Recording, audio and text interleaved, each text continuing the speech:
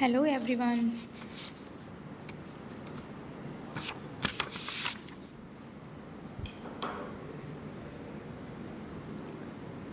आज हमें डिस्कस करना था clinical applications of biomechanics.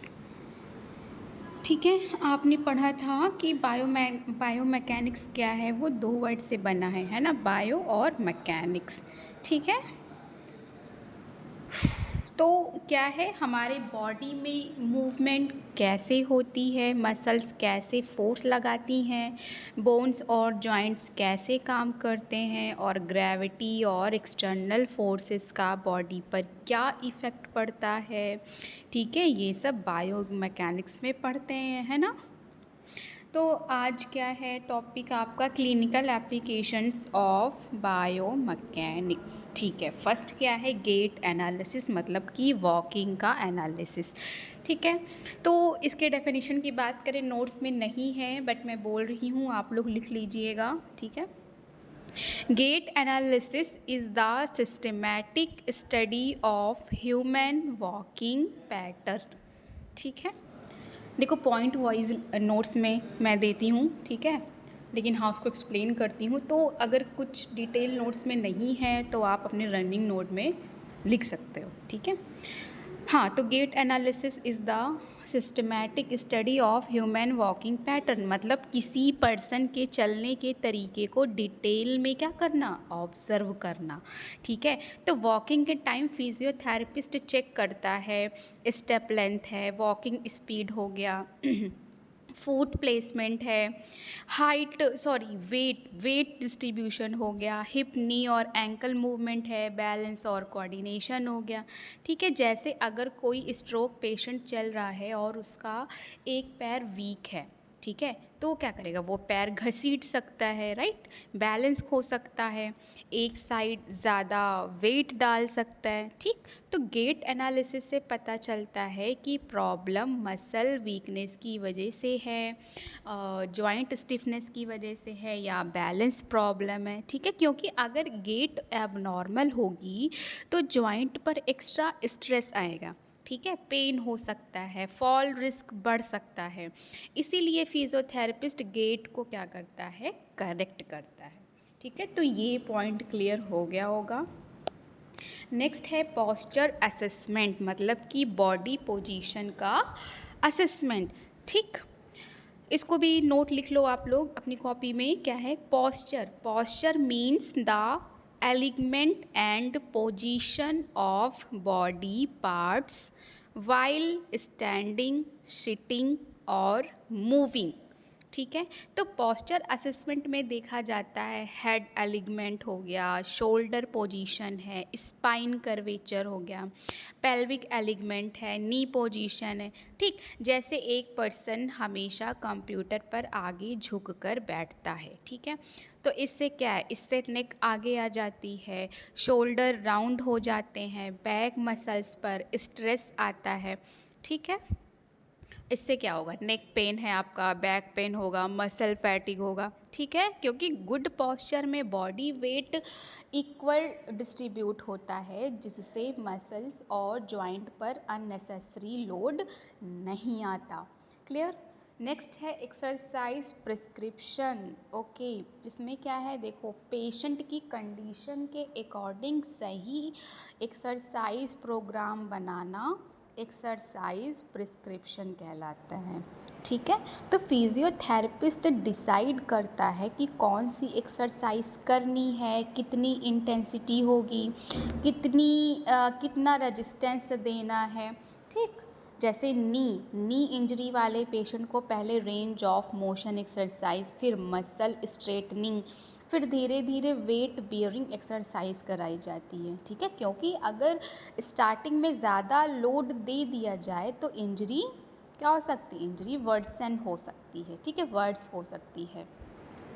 Next है स्पोर्ट्स इंजरी प्रिवेंशन। ओके, मतलब बायोमैकेनिक्स का यूज़ करके एथलेट्स में इंजरी को प्रिवेंट करना। ठीक है, स्पोर्ट्स में क्या है, स्पोर्ट्स में बॉडी पर बहुत ज़्यादा फोर्स और स्ट्रेस आता है, ठीक है। तो बायोमैकेनिक्स एनालाइज करता है क्या क्या, running technique, jumping pattern, landing technique हो गया आपका, मसल बैलेंस हो गया, ठीक। जैसे एक बास्केटबॉल प्लेयर गलत तरीके से लैंडिंग करता है ना, उसमें नी इंजरी, एंकल इंजरी, ये सब का रिस्क क्या है, बढ़ सकता है। तो बायोमैकेनिक्स से उसकी टेक्निक इम्प्रूव की जाती है, ठीक है, क्योंकि करेक्ट टेक्निक से बॉडी पर हार्मफुल फोर्सेस कम पड़ती है। नेक्स्ट है ऑर्थोपेडिक, हाँ, ऑर्थोपेडिक रिहैबिलिटेशन, मतलब बोन्स और जॉइंट की इंजरी या सर्जरी के बाद फंक्शन वापस लाना, ठीक है। जैसे फ्रैक्चर है, जॉइंट रिप्लेसमेंट हो गया, लिगामेंट इंजरी है, क्लियर। जैसे नी रिप्लेसमेंट सर्जरी के बाद फिजियोथेरेपिस्ट देखता है क्या क्या, कि नी मूवमेंट कितना है, पेशेंट सही तरीके से वॉक कर रहा है या नहीं, वेट डिस्ट्रीब्यूशन कैसा है, ठीक। क्योंकि प्रॉपर बायोमैकेनिक्स से जॉइंट सेफ तरीके से काम करता है और रिकवरी फास्ट होती है। नेक्स्ट क्या है, न्यूरोलॉजिकल रिहैबिलिटेशन, मतलब क्या है कि नर्वस सिस्टम डिसऑर्डर में मूवमेंट और फंक्शन इम्प्रूव करना। न्यूरोलॉजिकल नाम से क्लियर हो गया, रिहैबिलिटेशन मतलब आपको पता ही है, ठीक है, उसको अपनी कंडीशन में क्या करना, उसको वापस लाना, ठीक है। तो वही है यहाँ पे, मतलब नर्वस सिस्टम डिसऑर्डर में मूवमेंट और फंक्शन इम्प्रूव करना, जैसे स्ट्रोक है, स्पाइनल कॉर्ड इंजरी हो गया, ठीक। जैसे जैसे स्ट्रोक पेशेंट का एक साइड वीक हो जाता है, तो बायोमैकेनिक्स की हेल्प से balance training, walking training, coordination exercise, ये सब कराई जाती है, ठीक है, क्योंकि ब्रेन, नर्व्स और मसल्स के बीच कोऑर्डिनेशन इम्प्रूव करना ज़रूरी होता है। नेक्स्ट है प्रोस्थेटिक एंड ऑर्थोटिक, हाँ, ऑर्थोटिक डिज़ाइन। प्रोस्थेटिक मतलब क्या है, artificial replacement of missing body part, like artificial leg है, आर्टिफिशियल आर्म हो गए, ठीक है। ऑर्थोटिक मतलब क्या है, सपोर्ट देने वाला डिवाइस, लाइक नी ब्रेस हो गया, स्पाइनल ब्रेस है, ठीक है। तो इसमें बायोमैकेनिक्स का रोल क्या है, कि डिवाइस को इस तरह डिज़ाइन किया जाता है कि वेट सही डिस्ट्रीब्यूट हो, वेट आसान हो, पेशेंट कंफर्टेबल रहें। फॉर एग्ज़ाम्पल, आर्टिफिशियल लेग अगर सही अलाइनमेंट में नहीं होगी तो वॉकिंग डिफ़िकल्ट होगी, क्लियर। नेक्स्ट है ergonomics, ergonomics and workplace safety, ठीक है। Ergonomics and workplace safety, workplace को ऐसा डिज़ाइन करना जिसमें बॉडी कम स्ट्रेस पड़े, ठीक है, बॉडी पर, है ना। वर्क प्लेस को ऐसा डिज़ाइन करना जिससे बॉडी पर कम स्ट्रेस पड़े, ठीक है। तो एर्गोनोमिक्स में ध्यान दिया जाता है क्या क्या, seating position, chair height, desk arrangement, working posture, ठीक है। फॉर एग्ज़ाम्पल कि ऑफिस वर्कर अगर गलत चेयर पर बैठता है तो प्रॉब्लम क्या क्या होगी, बैक पेन है, नेक पेन है, शोल्डर पेन हो गया, ठीक है, क्योंकि करेक्ट एर्गोनोमिक, हाँ, एर्गोनोमिक डिज़ाइन से इंजरी कम होती है, फैटिग कम होता है, प्रोडक्टिविटी बढ़ती है, क्लियर। तो ये थे क्लिनिकल एप्लीकेशंस ऑफ बायोमैकेनिक्स, ठीक है, पॉइंट वाइज है, मैंने डिटेल एक्सप्लेन किया है, आई होप ये समझ में आया होगा। हाँ, तो यूनिट फर्स्ट में बस इतना ही था, ठीक है। हाँ, आज ही हम स्टार्ट कर देंगे यूनिट सेकंड भी। देखो हमने इसमें लोकेशन, डायरेक्शन सब कुछ पढ़ा, मैग्नीट्यूड। चलो लेट नहीं करते हैं, नेक्स्ट यूनिट हम स्टार्ट करते हैं। नेक्स्ट है आपका फोर्सेस एंड मैकेनिक्स।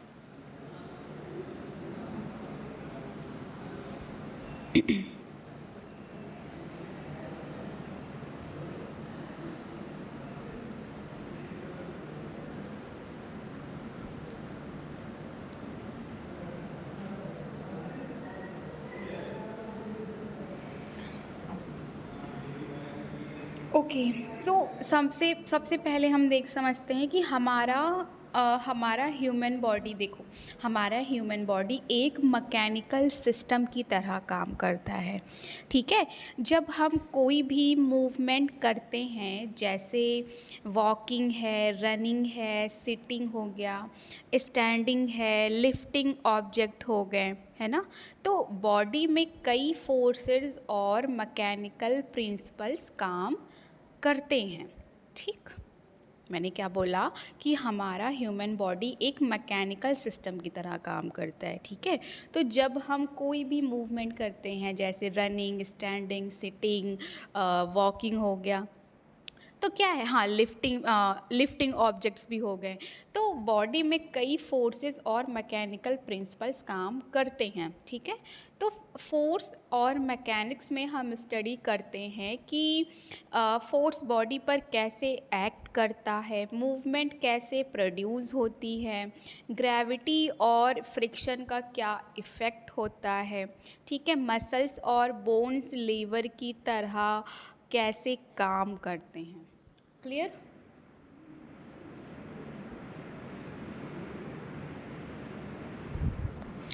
ठीक है। तो फोर्स क्या होता है? फोर्स मतलब क्या है? बल, ठीक है।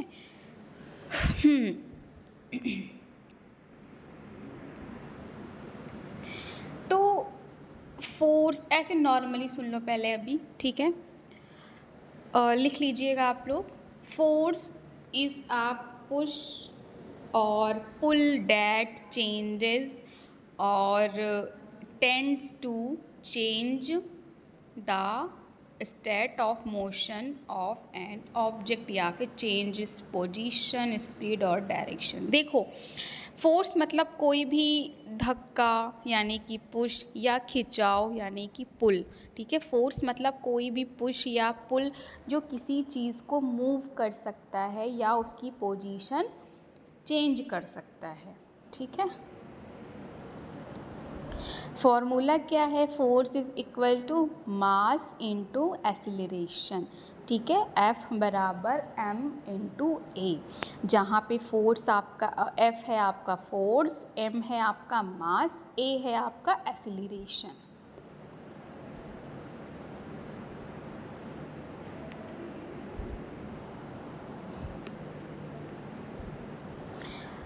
Types of force in human body. Types of force, first क्या है? इंटरनल फोर्स, मतलब जो फोर्स बॉडी के अंदर से प्रोड्यूस होती है, ठीक है। जैसे मसल कॉन्ट्रैक्शन है, लिगामेंट टेंशन हो गया आपका, जॉइंट फोर्स है, ठीक है। मतलब कि जब हम हाथ उठाते हैं तो बाइसेप्स मसल कॉन्ट्रैक्ट होकर फोर्स प्रोड्यूस करती है।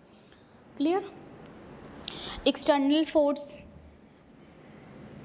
प्रोड्यूस आउटसाइड द बॉडी, जो फोर्स बॉडी के बाहर से आती है, जैसे ग्रेविटी है आपका, फ्रिक्शन है, वेट और ऑब्जेक्ट हो गया, ठीक। जैसे जब हम कोई बैग उठाते हैं तो बैग का वेट हमारे मसल्स पर एक्सटर्नल फोर्स डालता है, ठीक है। बात करें इम्पोर्टेंस ऑफ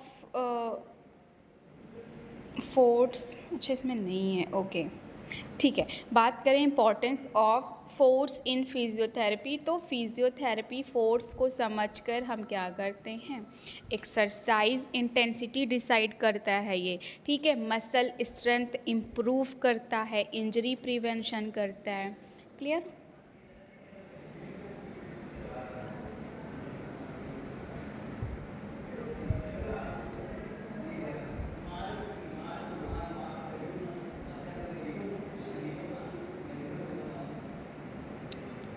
नेक्स्ट अगर हम यहीं पे बात करें मोशंस की, ठीक है।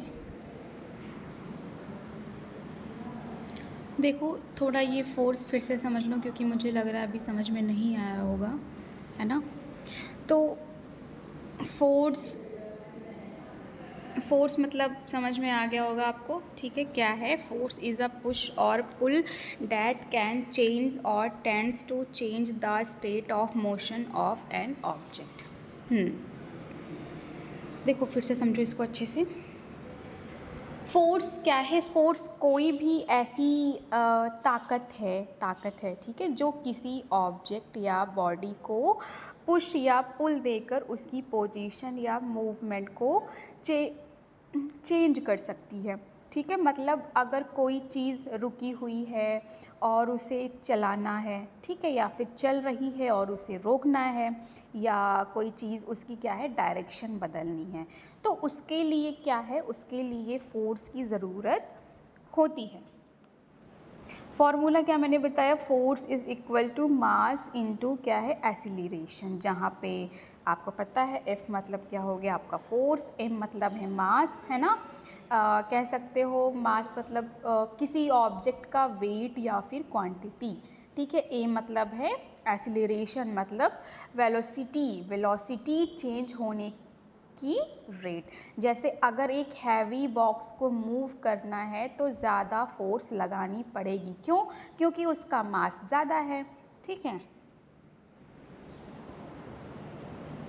यूनिट देख लो क्या है इसका, फोर्स की SI यूनिट है न्यूटन, है ना, N। तो 1 न्यूटन इज इक्वल टू कितना होगा, 1 kg इंटू 1 m/s स्क्वायर, ठीक है। 1 newton is equal to 1 kg into 1 m/s square, ठीक। नेक्स्ट है कैरेक्टरिस्टिक देखो फोर्स के क्या क्या। फर्स्ट है has magnitude, has direction, acts at a point, produces movement और resist movement। ओके, फर्स्ट है आपका मैग्नीट्यूड मतलब क्या है, फोर्स की मात्रा, ठीक है। मतलब फोर्स कितना बड़ा है, जैसे एक हल्की चीज़ उठाने के लिए कम फोर्स चाहिए, ठीक है, एक भारी चीज़ उठाने के लिए ज़्यादा फोर्स चाहिए। नेक्स्ट है आपका डायरेक्शन, तो फोर्स हमेशा किसी डायरेक्शन में अप्लाई होता है। फोर्स क्या है, हमेशा किसी डायरेक्शन में अप्लाई होता है। जैसे डोर को पुश करना मतलब आगे की डायरेक्शन, और रोप ROPE, ठीक है, रोप को पुल करना मतलब क्या है, अपनी तरफ। तो ह्यूमन बॉडी में भी मसल्स फोर्स की एक डायरेक्शन होती है। क्लियर? फिर है आपका पॉइंट, ठीक है, एक्ट एट अ पॉइंट, हाँ, मतलब कि जिस जगह फोर्स लगाया जाता है उसे कहते हो आप लोग पॉइंट ऑफ एप्लीकेशन, ठीक है। जिस जगह पे फोर्स लगाया जाता है उसे पॉइंट ऑफ एप्लीकेशन कहते हो। जैसे जब हम हाथ से किसी ऑब्जेक्ट को उठाते हैं तो हैंड वो क्या है, हैंड वो पॉइंट है, और जहाँ फोर्स अप्लाई हो रहा है, ठीक है। रिपीट कर रही हूँ, जब हम हाथ से किसी ऑब्जेक्ट को उठाते हैं तो हैंड वो पॉइंट है जहाँ फोर्स अप्लाई हो रहा है, ठीक है। नेक्स्ट है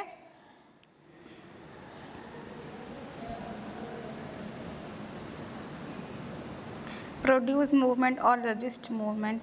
मतलब कि जिस इमेजिनरी लाइन पर फोर्स एक्ट करता है, जिस इमेजिनरी लाइन पर फोर्स एक्ट करता है उसे लाइन ऑफ एक्शन कहते हैं। जैसे मसल जिस डायरेक्शन में पुल करती है वही उसकी लाइन ऑफ एक्शन है।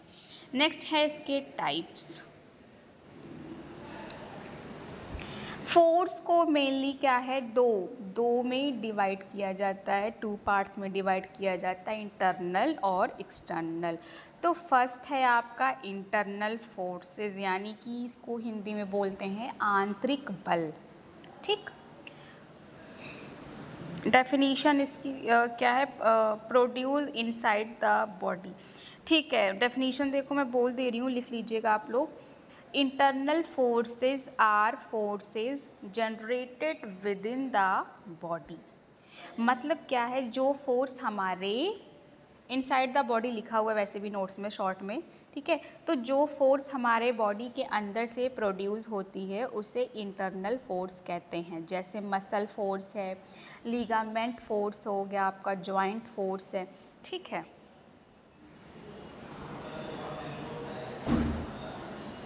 तो जो मसल फोर्स है, मसल फोर्स क्या करती हैं, देखो मसल जब कॉन्ट्रैक्ट करती है, मसल जब कॉन्ट्रैक्ट करती है तो फोर्स प्रोड्यूस करती है। जैसे जब हम एल्बो को बेंड करते हैं, बाइसेप्स मसल कॉन्ट्रैक्ट करती हैं, है ना, फोर्स प्रोड्यूस होता है, फोर आर्म ऊपर उठता है, ठीक है, क्योंकि मसल फोर्स के बिना बॉडी मूवमेंट पॉसिबल नहीं है। क्लियर। और लीगामेंट फोर्स, ठीक है, लीगामेंट्स बोन्स को आपस में कनेक्ट करते हैं, ठीक है, मतलब कि जब पॉइंट मूव करता है, सॉरी, जब जॉइंट मूव करता है तो लीगामेंट टेंशन फोर्स प्रोड्यूस करते हैं। जैसे कि नी जॉइंट में लीगामेंट स्टेबिलिटी मेंटेन करते हैं। जॉइंट फोर्स में क्या है कि जॉइंट सरफेस के बीच लगने वाला फोर्स, ठीक, जैसे वॉकिंग करते टाइम हिप, नी और एंकल जॉइंट पर फोर्स लगते हैं। क्लियर। फिर है आपका एक्सटर्नल फोर्स, यानी कि एक्सटर्नल है ना, बाहरी बल, ठीक है, प्रोड्यूस्ड आउटसाइड द बॉडी, ठीक है, मतलब डेफिनेशन देखो इसकी है, external forces are forces that acts on the body from outside, ठीक है, मतलब कि जो फोर्स बॉडी के बाहर से आती है उसे एक्सटर्नल फोर्स कहते हैं। जैसे ग्रेविटी है, फ्रिक्शन हो गया, एक्सटर्नल वेट है, ग्राउंड रिएक्शन वेट हो गया। क्लियर। तो आपका ग्रेविटी फोर्स में क्या है कि ग्रेविटी अर्थ की पुलिंग फोर्स है, ये बॉडी को नीचे की तरफ खींचती है। जैसे जब हम खड़े रहते हैं तो ग्रेविटी हमें नीचे पुल करती है, ठीक है, मसल्स उसे कंट्रोल करके हमें अप राइट रखती हैं, ठीक है। हाँ, फिजियोथेरेपी इंपॉर्टेंस की बात करें तो बैलेंस और पॉस्चर में ग्रेविटी का इसमें क्या है, बहुत बड़ा रोल है। नेक्स्ट आपका है फ्रिक्शन फोर्स। फ्रिक्शन दो सरफेस के बीच रेजिस्टेंस फोर्स है, ठीक है, फ्रिक्शन दो सरफेस के बीच रेजिस्टेंस फोर्स है। जैसे वॉकिंग करते टाइम शो और ग्राउंड के बीच फ्रिक्शन होता है, इससे हम स्लिप नहीं करते। अगर फ्रिक्शन नहीं होगा तो वॉकिंग डिफ़िकल्टी होगी, बैलेंस ख़राब होगा, ठीक है। ग्राउंड रिएक्शन फोर्स देखो मतलब क्या है कि जब हम ज़मीन पर फोर्स लगाते हैं, जब हम ज़मीन पर फोर्स लगाते हैं तो ज़मीन भी अपोजिट फोर्स देती है, ठीक है। जैसे वॉकिंग में हम पैर से ज़मीन को पीछे पुश करते हैं, ग्राउंड हमें आगे की तरफ पुश करता है, ठीक है, इसी से हम आगे बढ़ते हैं। External load, okay, external weight force मतलब कि जब हम कोई ऑब्जेक्ट उठाते हैं तो उसका वेट हमारे मसल्स पर एक्सटर्नल फोर्स डालता है। जैसे कि डंबल उठाना, डंबल का वेट मसल्स के अगेंस्ट काम करता है। Clear.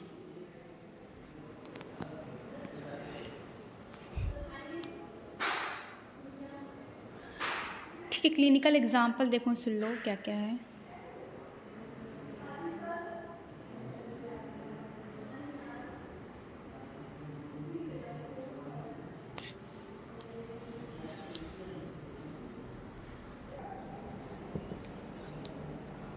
While lifting a dumbbell,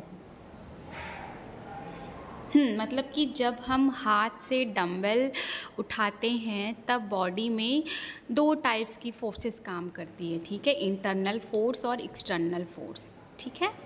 तो मसल्स फोर्स इज़ इंटरनल, मतलब कि मसल का फोर्स इंटरनल होता है, ठीक है, मतलब जब हम डंबल उठाते हैं तो हमारी मसल्स कॉन्ट्रैक्ट होती हैं और फोर्स प्रोड्यूस करती हैं या फोर्स बॉडी के अंदर जनरेट होती है, इसीलिए इसे इंटरनल फोर्स कहते हैं। जैसे जब हम बाइसेप्स कर्ल, ठीक है, जब हम बाइसेप्स कर्ल करते हैं तो बाइसेप्स मसल कॉन्ट्रैक्ट करती है, मसल टेंडन को पुल करती है, टेंडन बोन को खींचता है, ठीक, एल्बो जॉइंट बेंड होता है, डंबल ऊपर उठता है। क्लियर। तो ये पूरा फोर्स सिस्टम बॉडी के अंदर से आता है। नेक्स्ट है gravity acting on the dumbbell is external, ठीक है, मतलब डंबल का अपना डम्बल का अपना वेट होता है और अर्थ की ग्रेविटी उसे नीचे की तरफ खींचती है, ठीक है। ये फोर्स बॉडी के बाहर से आ रही है, इसीलिए इसे एक्सटर्नल फोर्स कहते हैं। क्लियर। तो जब आप डम्बल को ऊपर उठा रहे होते हैं तो आपकी मसल ऊपर की तरफ फोर्स लगा रही है, ग्रेविटी डंबल को नीचे की तरफ खींच रही है, ठीक। तो दोनों फोर्सेस अपोजिट डायरेक्शन में काम करती है। क्लियर। फिजियोथेरेपी में इसका इम्पोर्टेंस क्या है? अच्छा, एक चीज़ और याद रखना, मसल फोर्स इंटरनल मतलब कि क्या है, ऊपर की तरफ, और यहाँ पे लिखा है ग्रेविटी फोर्स मतलब कि एक्सटर्नल मतलब नीचे की तरफ, ठीक है। तो ये समझना ज़रूरी है, क्योंकि एक्सरसाइज देते टाइम थेरेपिस्ट को पता होना चाहिए कि मसल कितना फोर्स प्रोड्यूस कर रही है, ठीक। एक्सटर्नल लोड कितना है, जॉइंट पर कितना स्ट्रेस आ रहा है। क्लियर। जैसे अगर पेशेंट की बाइसेप्स वीक है तो हैवी डंबल नहीं देंगे, क्योंकि मसल ज़्यादा फोर्स नहीं बना पाएगी, ठीक है। जॉइंट पर एक्स्ट्रा स्ट्रेस आ सकता है, इसीलिए फिजियोथेरेपिस्ट धीरे धीरे रेजिस्टेंस बढ़ाता है। क्लियर। याद रखिएगा, बॉडी के अंदर से आने वाली फोर्स को क्या बोलते हैं? इंटरनल, जिसमें आपका मसल्स हैं, लीगामेंट हो गए, जॉइंट हो गए। और बॉडी के बाहर से आने वाली फोर्स क्या है आपका? एक्सटर्नल, जैसे ग्रेविटी है, वेट है, फ्रिक्शन हो गया, ठीक। आपसे एक बात कहना चाहूँगी कि अगर आपने BAMS, BHMS, BUMS, BNYS किया है तो लीगल वे में प्राइमरी स्टेज पे एलोपैथिक प्रैक्टिस करना चाहते हैं, तो मैं आपको लीगल गवर्नमेंट कोर्स के बारे में बता रही हूँ, जो CCH, जो कि 1 साल का कोर्स है। कंप्लीट फीस है 25,000, ठीक। आप हमारे दिए गए नंबर पर कॉल कर सकते हैं। कल की क्लास में हम डिस्कस करेंगे gravity. Okay class, thank you.